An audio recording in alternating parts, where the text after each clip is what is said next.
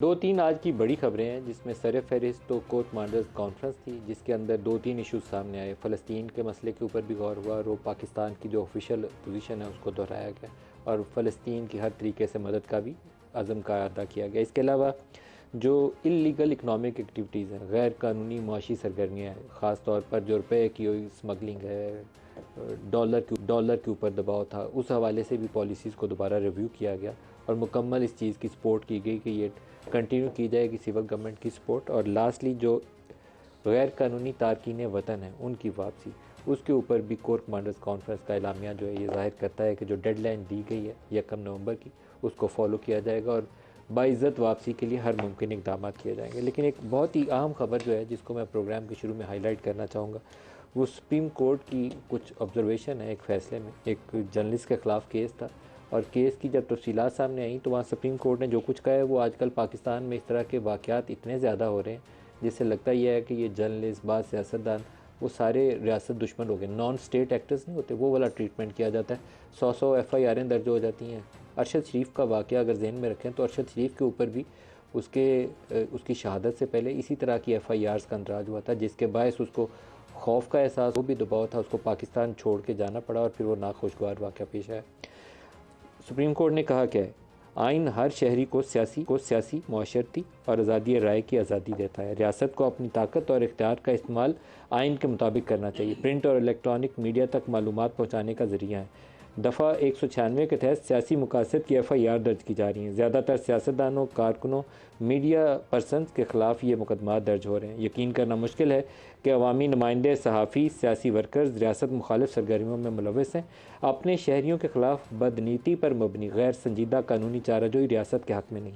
शहरियों के ख़िलाफ़ ऐसी कानूनी चाराजोई आइन को मजरू करने के मुतरादिफ है। इख्तियारात के गलत इस्तेमाल से मुआशरे में खौफ और अदम तहफ़्फ़ुज़ का एहसास पैदा होता है। ऐसे इक़दाम का नतीजा रियासत के इदारों के ख़िलाफ़ नफ़रत की सूरत में निकलता है। शहरी खौफ में मुब्तला हों तो आज़ादाना तौर पर अपने फ़राइज़ सर अंजाम नहीं दे सकते। शहरियों की इज़हार राय और मालूमात तक रसाई आइन में इसकी ज़मानत दी गई है।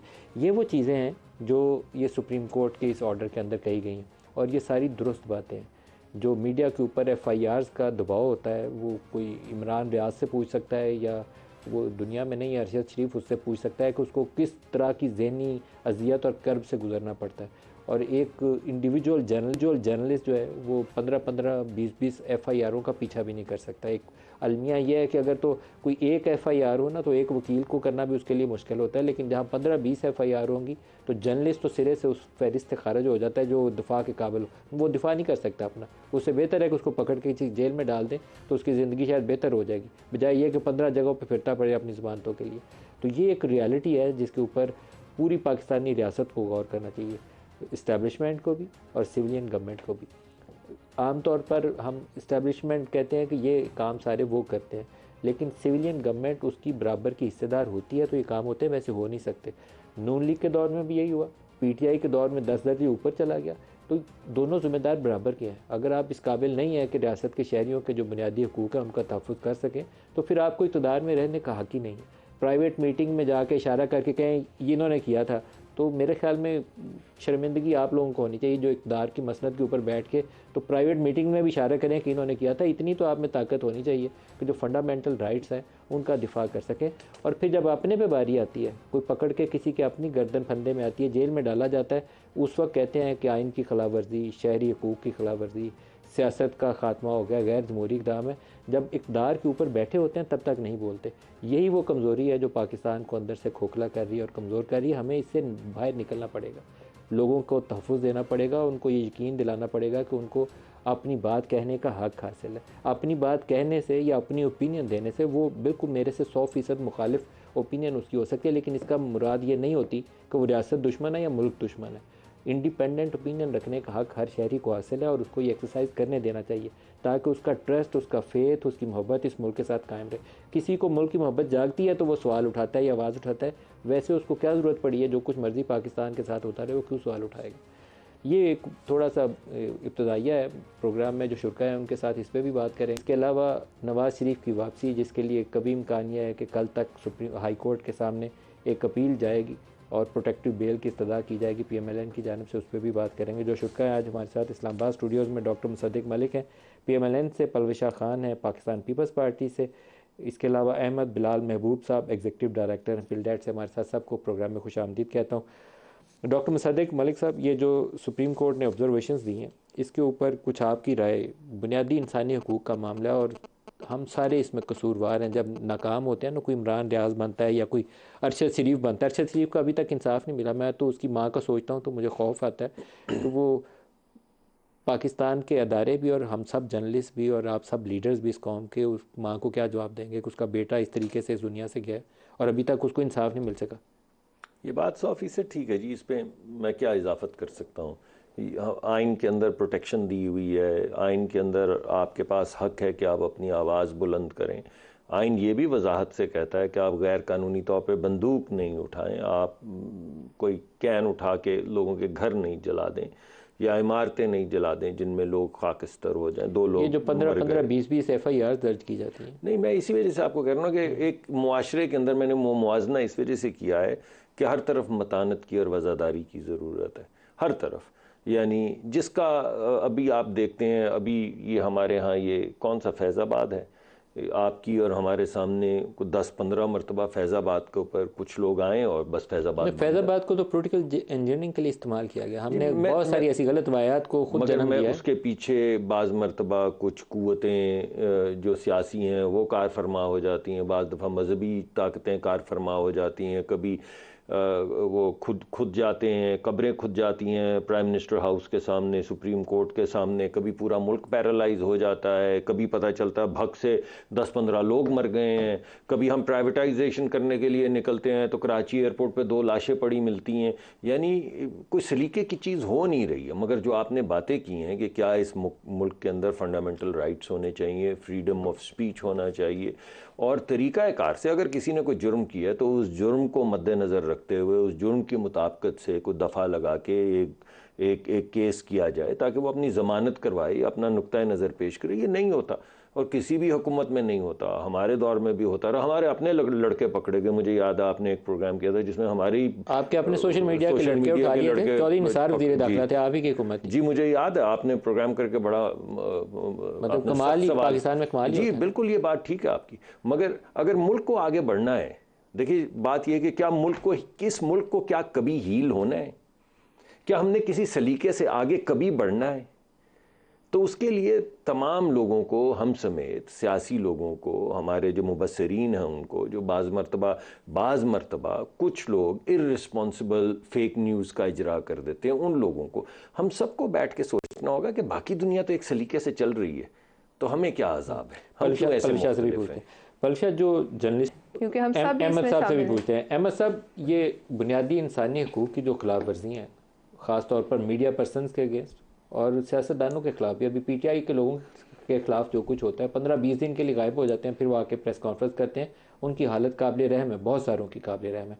कुछ तो वो थे ना जो बिल्कुल ही वो हवाई घोड़े पे सवार थे, काबू से बाहर हुए हुए थे, लेकिन बहुत सारे लोग उसमें मेरे ख्याल में सिर्फ इस वक्त लाठी के नीचे आगे हुए हैं, इसके अलावा उनके लिए कोई और डेफिनेशन नहीं है।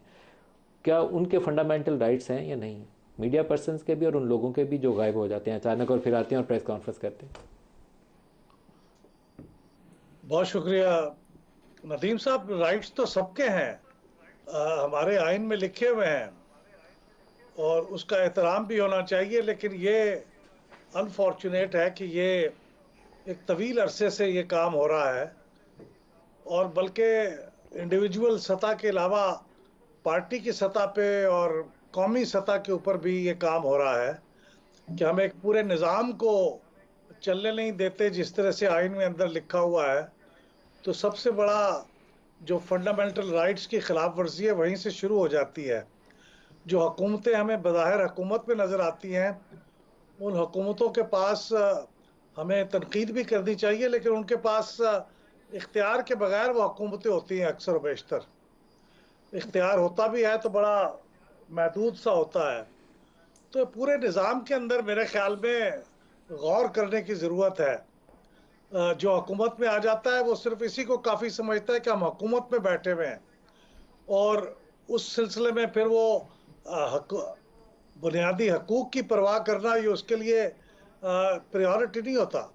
उसके लिए प्रायोरिटी ये होती है कि मेरी हुकूमत रहे और चलती रहे और मैं अपने जिस कदर ताकत इस्तेमाल कर सकता हूँ करूँ। तो ये एक निज़ाम बन गया अहमद साहब, ये जो आप कहते हैं ना कि इख्तियार के बगैर हुकूमतें होती हैं, मैं थोड़ा सा इससे मुझे असूली इख्तलाफ है। उसका इख्तियार कम है तो उसको किसने कहा कि प्राइम मिनिस्टर की कुर्सी पे जम के बैठा रहे या इंटीरियर मिनिस्टर की कुर्सी पे जम के बैठा रहे, फिर इस्तीफ़ा देकर घर जाए।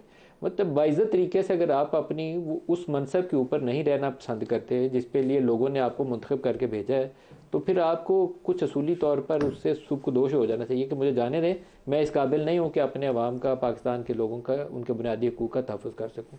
तो कसूरवार है वो शख्स जो ये कहता है कि मेरे पास इख्तियार नहीं है, फिर उसको वहाँ रहना नहीं चाहिए। आइडियली तो आपकी बात दुरुस्त है, लेकिन आपकी बात से मुझे याद आया कि पाकिस्तान के एक साबिक चीफ जस्टिस थे, जस्टिस नसीम हसन शाह साहब। उन्होंने एक टेलीविजन इंटरव्यू के ऊपर जब उनसे कहा गया कि क्या अदलिया के लोग इंसाफ करते हैं, तो उन्होंने कहा कि अदलिया वाले भी अपना कैरियर होता है, उनकी मुलाजमत होती है, और वो अपनी मुलाजमत ऐसा नहीं है कि अपनी मुलाजमत को कुर्बान कर दें और इंसाफ करते रहें। तो हम भी सोचते हैं कि 10 मुकदमों में अगर एक पे प्रेशर कबूल करके हम उनकी मर्जी का इंसाफ कर दें, तो शायद हम बाकी 9 चीज़ों के ऊपर इंसाफ कर लेंगे। तो ये तो अदलिया के चीफ जस्टिस साहब का बयान था टेलीविजन के ऊपर, पब्लिक बयान। सर, तो ये उन्होंने बेचारी भुट्टो केस के हवाले से इंटरव्यू देते हुए ये बातें की थी, लेकिन उसका बोझ नसीम हसन शाह के ऊपर है। उन्होंने अल्लाह ताला को जाके जवाब देना है कि एक शख्स जिसको सज़ाए मौत दी गई, फांसी की सज़ा दी गई, वो आप उस वक्त की इस्टेब्लिशमेंट के एक शख्स फ़र्द वाहिद के दबाव में इतना ज़्यादा थे कि आपने उसको फांसी पे लटका दिया। तो जवाब तो उन्होंने अल्लाह को देना, उन लोगों ने जिन्होंने उस बेंच में बैठ के फ़ैसला किया था। यहाँ अभी ये जो साकिब निसार साहब और खोसा साहब वाली ये अदालतें फ़ैसला करके गई थी नवाज शरीफ के केस में, वो क्या जाके जवाब देंगे कौम को और अल्लाह को, ये उन्होंने जवाब देना है। या अभी ये जो इमरान खान के ऊपर मुकदमात की फहरिस्त है, इसका भी अल्टीमेटली जो एंड होगा उसका जवाब उसने ही देना है। अगर इस काबिल नहीं है तो फिर उस पर मनसब पे ना बैठे। 17 जज है ना जी, तो 17 जज अगर अपने आप को इतना कमज़ोर समझते हैं तो फिर वहाँ मत बैठे। होना तो ऐसे ही चाहिए, लेकिन ये पूरे का पूरा निज़ाम ही इस कमज़ोरी के ऊपर उस्तवार है।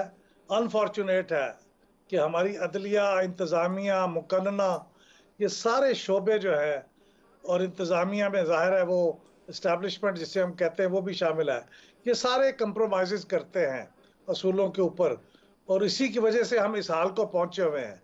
अगर हम इस हाल को पहुंचे हैं तो इसकी कोई वजह होगी ना, उसकी यही वजह है कि हम इन असूलों के ऊपर कंप्रोमाइज़ करते हैं और करते चले जाते हैं मुतसलसल के साथ।